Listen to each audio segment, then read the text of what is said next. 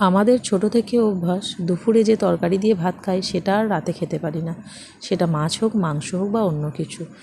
10টার সময় আর রাতের বেলা আমরা বেশিরভাগ একটু ভর্তা, ডিম ভাজা এসব দিয়ে ভাত খেয়ে অভ্যস্ত, আর টুকটাক ডাল থাকে।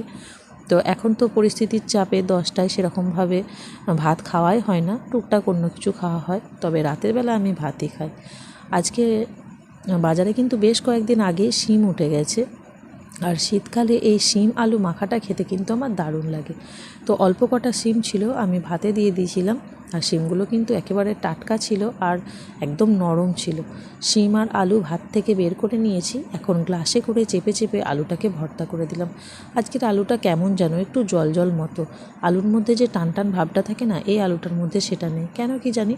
যাই হোক, শিম আর আলু ভালোভাবে মেখে নিলাম, আর ওই যে আগে থেকে পেঁয়াজ আর লঙ্কাটা ভেজে রেখেছিলাম সেটাকেও ভালো করে লবণ দিয়ে চটকে চটকে মেখে নেব। এই ভর্তাটা কিন্তু কাঁচা পেঁয়াজ দিয়ে খেতে বেশি ভালো লাগে, তবে যেহেতু রাতের বেলা সেই জন্য আমি কাঁচা পেঁয়াজটা আর ব্যবহার করলাম না।